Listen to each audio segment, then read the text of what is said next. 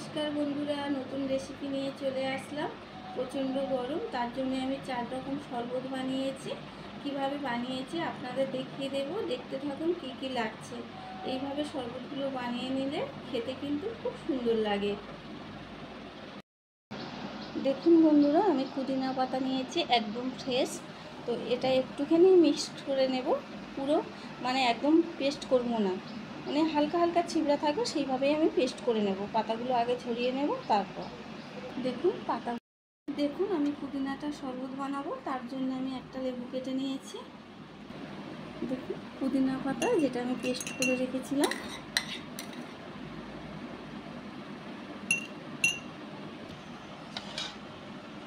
লেবু রসটা দিয়ে দিলাম।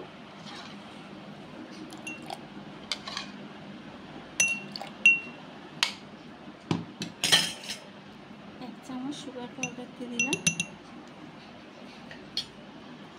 দেখুন একটু বিট লবণ দিয়ে দিলাম।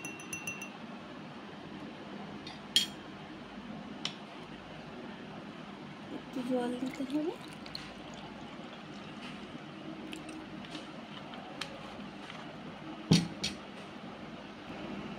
একটু বরফ দিয়ে দিলাম, দিয়ে দেখুন পুদিনার শরবতটা আমার রেডি হয়ে গেছে।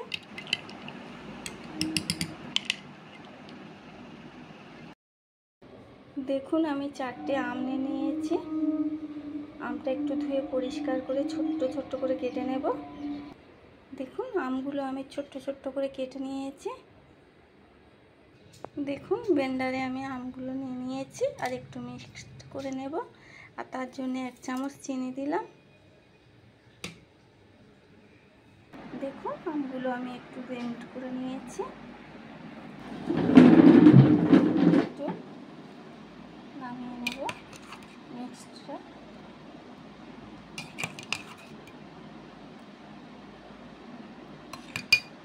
দেখুন পাল্পটা আমি নামিয়ে নিয়েছি। দেখুন কড়াইতে আমি দিয়ে দিয়েছি পাল্পটা, আর একটু এইভাবে নেড়ে নিতে হবে।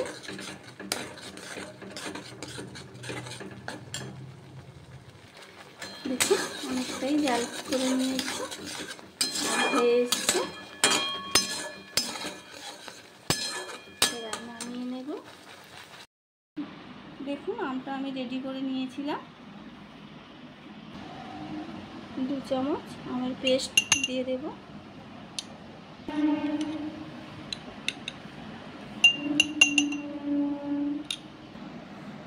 1 চামচ সুগার পাউডার দিয়ে দিলাম। এবার একটু বরফ দিয়ে দিলাম, একটু ফাটিয়ে নিলাম। আমের শরবতটা আমার রেডি হয়ে গেছে। এই দেখুন, দেখুন কমলা লেবুটা নিয়েছি আমি, একটুখানি জুসটা বের করে নেব অল্প করে, আর বেদানাটার কোনো জুস বের করব না।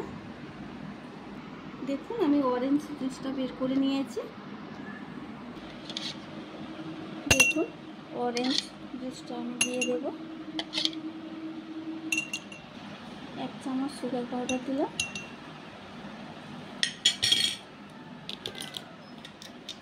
বরফ দিয়ে দিলাম।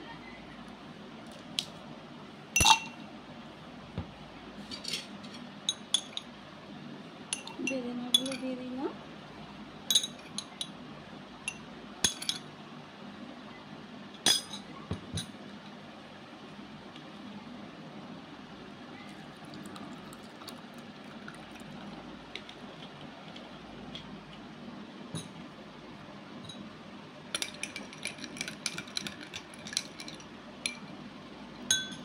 দেখুন আমার শরবতটা রেডি হয়ে গেল।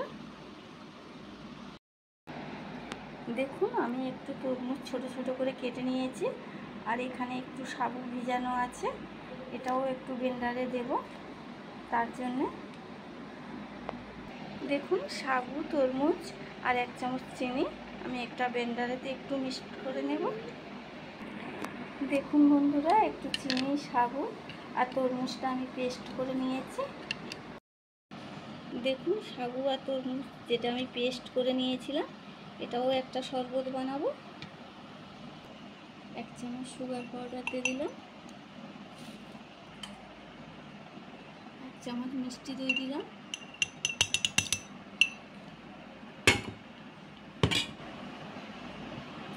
দেখুন একটু ফাটিয়ে নেব। একটা বরফ দিয়ে দিলাম। শরবতটা আমার রেডি হয়ে গেছে। দেখুন শরবতটা আমার রেডি হয়ে গেছে। তরমুজ সাগু পেস্ট করে নিয়েছিলাম, এটাও রেডি হয়ে গেছে আমার।